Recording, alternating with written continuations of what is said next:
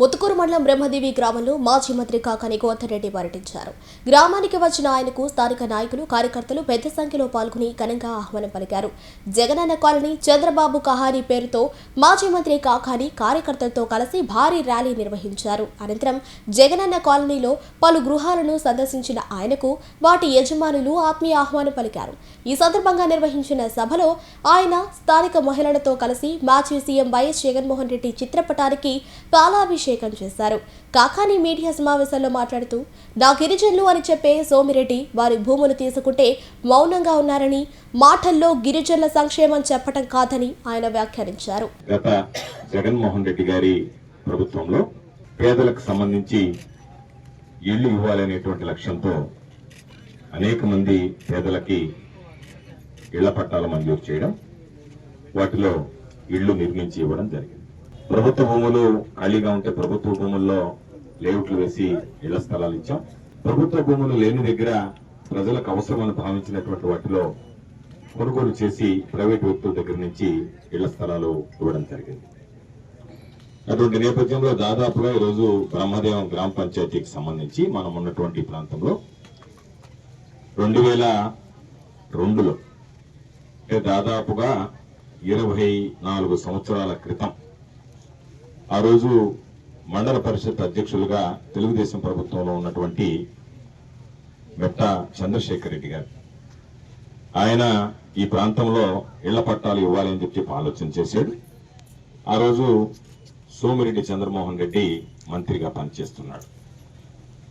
ఆ రోజు పేదలకు సంబంధించి బ్రహ్మదేవంలో ఉండేటువంటి వాళ్ళకి ఇల్లు ఇవ్వాలి అంటే వాళ్ళకి ఇల్లు ఇవ్వకుండా ఆ రోజు ఆయన అడ్డుకోవడం జరిగింది. ఆ తర్వాత నుంచి మరలా 2014లో తెలుగుదేశం ప్రభుత్వం అధికారంలోకి వచ్చింది. సోమిరెడ్డి మంత్రి అయినాడు. అయినా సరే వాళ్ళని గురించి పట్టించుకున్నటువంటి పాపాన పోలేదు. ఈరోజు దాదాపుగా ఒక 20 సంవత్సరాల తర్వాత 2002లో ఇళ్ల స్థలాలు ఇవ్వాలన్నటువంటి లక్ష్యాన్ని 2019లో జగన్మోహన్ రెడ్డి గారు ముఖ్యమంత్రి అయిన తర్వాత 2022వ సంవత్సరంలో ఇక్కడ ఉన్నటువంటి వాళ్ళకి దాదాపుగా 4 ఎకరాల 57 సెంట్లు ఇది ప్రభుత్వ భూమి. ఈ ప్రభుత్వ భూమిలో అనేక సందర్భాలలో మట్టి తోలడం, పేదలను ఊరించడం, ఇళ్ల స్థలాలు ఇస్తామని చెప్పడం తప్ప ఎక్కడా ఇళ్లు స్థలాలు ఇచ్చినటువంటి దాఖలాలు లేవు. వాళ్ళకి ఇళ్లు నిర్మించినటువంటి పరిస్థితి లేదు. అటువంటి నేపథ్యంలో దాదాపుగా ఈ 4 ఎకరాల 57 సెంట్లో నుడాకి ఏ విధంగా అయితే లేఅవుట్ వేస్తామో అదే విధంగా 137 ప్లాట్లు ఈరోజు లేఅవుట్ వేసి వాటిల్లో అందరికీ పేదలకి ఇళ్ల పట్టాలు ఇవ్వడం, ఒక్కొక్కరికి 9 అంకణాలు ఇళ్ల స్థలాలు కేటాయించాం. దానికి సంబంధించి దాదాపుగా 74 ఇళ్లు, 54 ఇళ్లలో మనుషులు ఉన్నారు. మరో 20 ఇళ్లు పూర్తవుతున్నాయి. కొన్ని 21 మంది కాపురాలు కూడా ఉన్నారు. వాటిల్లో ఇప్పటి వరకు బెల్ట్ వరకు వచ్చి ఒక 10 ఇళ్లు ఆగాయి. మిగిలినటువంటివి దాదాపుగా ఎస్టీలకి 36 ప్లాట్లు ఇస్తే వాటికి సంబంధించి వైఎస్ఆర్ కాంగ్రెస్ పార్టీ స్థానికంగా ఉన్నటువంటి కార్యకర్త నాయకుడు అనేటువంటి మస్తాన్ వాళ్ళకి ఇళ్లు కట్టించేటువంటి బాధ్యతను తీసుకుంటే ఆ రోజు ప్రభుత్వం ఇచ్చేటువంటి ఆర్థిక వనరులకి అదనంగా మరొక 15,000 రూపాయలు ఎస్టీలకి సర్వేపల్లి నియోజకవర్గంలో ప్రత్యేకంగా సిఎస్ఆర్ నిధుల ద్వారా వాళ్ళకి అందజేస్తే దాదాపుగా పూర్తయ్యేటువంటి పరిస్థితుల్లో ఈరోజు ఆ కాలనీకి సంబంధించినటువంటి ఆ ఇళ్లను అర్థాంతరంగా ఆపివేసి వాళ్ళ పాపం ఎక్కడో చెట్ల కింద, చెరువు గట్టున, కాలువ గట్టున నివసించేటువంటి ఆ ఎస్టీ కుటుంబాలకి ఇక్కడ ఈ ప్రాంతంలో ఇళ్లు ఇస్తే బాగుంటుంది అని చెప్పి ఆలోచన చేసి వాళ్ళకి ఇళ్లు ఇవ్వడం జరిగింది. ఆ ఇళ్లు పూర్తి కాకుండానే ఆగిపోయాయి. ఈరోజు ఒక్కసారి చూస్తే పక్కన ఉన్నటువంటి లేఅవుట్ లో దాదాపుగా 1,20,000 రూపాయలకి అంకణం అమ్ముతున్నారు. అంటే నెల్లూరు కృష్ణపట్నం పోర్టు రహదారికి ఆనుకుని ఉన్నటువంటి అత్యంత ఖరీదైనటువంటి ఈ భూమి ఈరోజు కోట్లాది రూపాయలు విలువైనటువంటి భూమిని ఈరోజు ఒక్కొక్కటి 1,50,000 లెక్కన అంకణం అమ్మేటువంటి భూమిని 13 లక్షల నుంచి 15 లక్షల వరకు ఉన్నటువంటి ఆస్తిని ఈరోజు పేదలకి ఇళ్ల పట్టాల రూపంలో ఇచ్చినటువంటి ఘనత వైఎస్ జగన్మోహన్ రెడ్డి గారి బ్రహ్మాండమైనటువంటిది. చూస్తే చంద్రబాబు నాయుడు మాటలో చెప్తాడు, అభివృద్ధి అంటే ఎంత బ్రహ్మాండంగా ఉండాలా, నేను ఎంత చేశాను, నేను అంత బ్రహ్మాండంగా చేశాను అని చెప్పి. మమ్మల్ని వెళ్తే అసలు ఆ కుటుంబాలకు ఏమి జరిగింది అనేటువంటిది చంద్రబాబు నాయుడు ఆకాశంలో విమానంలో తిరిగి ఎక్కడో దిగి మాట్లాడి వెళ్ళిపోవడం కాదు. ఈరోజు చాలా ఇళ్లు వెళ్ళాం. వెళ్తే పాపం సాధారణంగా ఆహ్వానించారు, శుభ్రంగా ఇల్లు కట్టుకున్నారు. మారుబోయిన సురేందర్ ఇంటికి వెళ్ళాం. పాపం ఆ కుటుంబం ఈరోజు ఇల్లు కట్టుకొని నిలదొక్కోగలిగాము అంటే నేను డ్రైవర్గా చాలా సంవత్సరాలు పనిచేశాను, నాకు ఇంటి స్థలం లేదు, ఇల్లు లేదు. ఈరోజు నా భార్య, ఈరోజు ఆమె పేరు పాపం సుమ, మారిపోయిన సుమ, ఆమె డయాలసిస్ పేషెంట్. అటువంటిది జగన్మోహన్ రెడ్డి గారు ముఖ్యమంత్రి అయిన తర్వాత ఆమెకు 10,000 రూపాయల పెన్షన్ ఇవ్వడం ప్రారంభించాడు, నాకు ఇళ్ల స్థలం ఇచ్చారు, నేను ఇల్లు కట్టుకుని నా భార్య ఆరోగ్యం బాగలేకపోయినా సరే ఈరోజు సొంత ఇల్లు నిర్మించుకుని నేను సంతోషంగా ఉండగలుగుతున్నాను అంటే అది జగన్మోహన్ రెడ్డి గారు.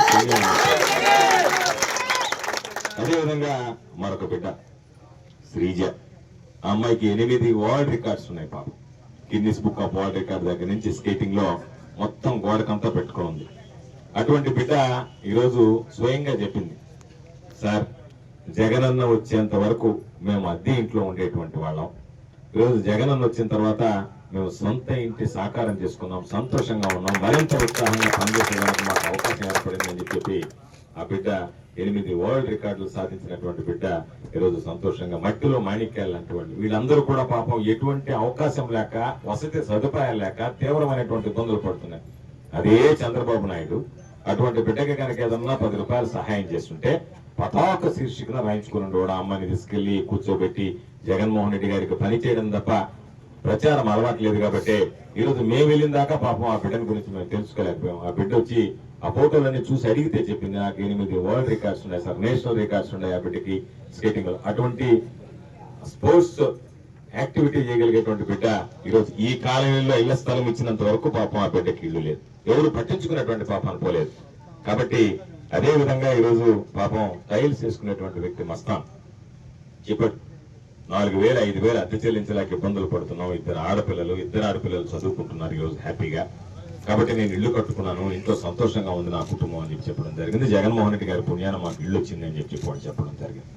అదేవిధంగా ఒక బిడ్డ వెళితే రాజశేఖర రెడ్డి గారి పుణ్యాన IIITలో సీట్ వచ్చింది, ఇడుపులపాయలో నేను IIITలో చదువుకుంటున్నాను, మాకు ఇల్లు ఇచ్చాడు జగనన్న, ఇళ్ల స్థలం ఇచ్చి ఇల్లు ఇచ్చాడు, ఇల్లు కట్టుకుని హ్యాపీగా ఉన్నామని చెప్తుంది. అంటే విద్య విషయంలో, వైద్య విషయంలో ఉండేటువంటి దానికి ఆర్థికంగా వెనకబడినటువంటి నిరుపేదలు గూడు అవసరం అని చెప్పి ఒక నీడని కల్పించినటువంటి వ్యక్తి, అన్ని విధాల అండగా నిలిచినటువంటి వ్యక్తి ఈరోజు రాజశేఖర రెడ్డి గారి కుటుంబం, జగన్మోహన్ రెడ్డి గారి నాయకత్వం అని చెప్పి తెలియజేస్తున్నాం.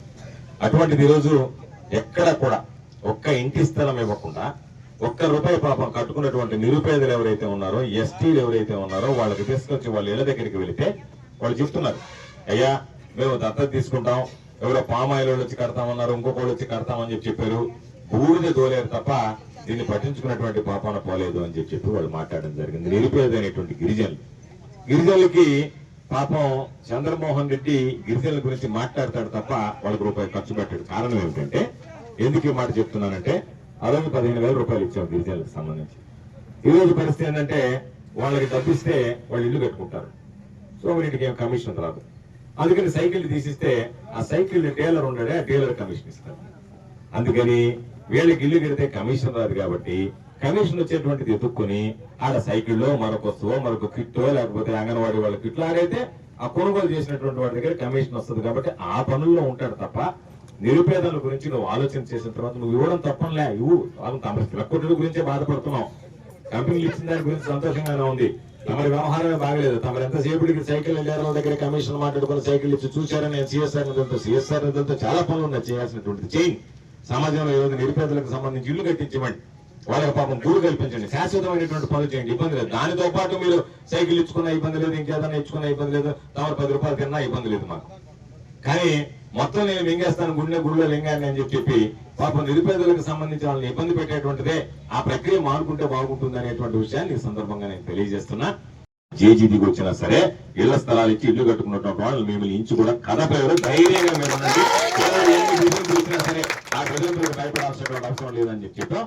అందులో భాగంగా ఇంకా చాలా గ్రామాలు ఉన్నాయి. ముత్తుకూరు మండలంలోనే మేము ఇచ్చినటువంటి నారికేళ్లపల్లి కానీ, మేము ఇచ్చినటువంటి పంటపాలెం కానీ, మేము ఇచ్చినటువంటి పెడతాపోలూరు కానీ, కృష్ణపట్నం కానీ, ముత్తుకూరు కానీ, అన్ని గ్రామాల్లో వైఎస్ఆర్ కాంగ్రెస్ పార్టీకి సంబంధించి జగనన్న కాలనీలు ఏర్పాటు చేశాం.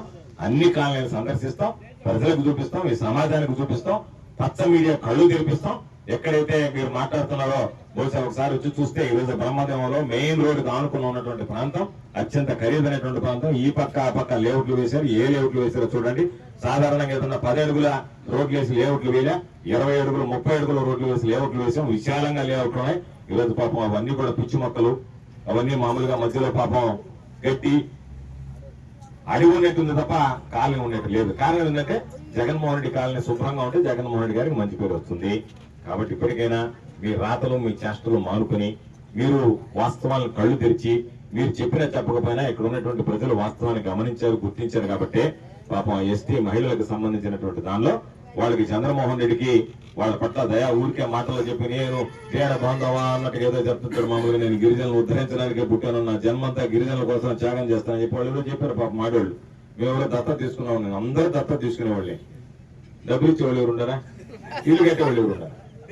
అందరూ మేము దత్త అంటే గిరిజనులు అందరూ దత్త తీసుకున్నారు తప్ప పాపం హక్కును చేర్చుకుంటున్నారు మాటలు చెప్పారు తప్ప మేము వచ్చినప్పుడు ఇచ్చినటువంటి ప్లాట్, మేము ఉన్నప్పుడు కట్టినటువంటి ఇల్లు. కాబట్టి ఏదన్నా ఉంటే జగనన్న దత్తత తీసుకుంటే పని అవుతుంది తప్ప ఈ సుబ్బయ్యలు దత్తత తీసుకుంటే పనేటువంటి పరిస్థితి ఉంది. కాబట్టి ఎంతసేపటికి అక్కడ పోయి ఏదో మామూలుగా అడిగినట్టుగా ఈ సర్వేపల్లి సుబ్బయ్య వల్ల ఏం కాదు. ఏదైనా అంటే జగన్మోహన్ రెడ్డి గారి వల్ల కావాలి. కాబట్టి అటువంటి ఆలోచన చేశాం. ఈరోజు పాపం వాళ్ళు స్పష్టంగా చెప్పారు, అయ్యా మమ్మల్ని దత్తత తీసుకుంటామన్నారు, మాకు సంబంధించి ఇది ఉన్నారు. అధికారం లేకపోయినా వాళ్ళకి సంబంధించి ఇళ్ల నిర్మాణం పూర్తి చేసి వాళ్ళకు గూడు కల్పించేదానికి వైఎస్ఆర్ కాంగ్రెస్ పార్టీ చిత్తశుద్ధితో పనిచేస్తుందని చెప్పి మీ అందరికీ సందర్భంగా తెలియజేసుకుంటూ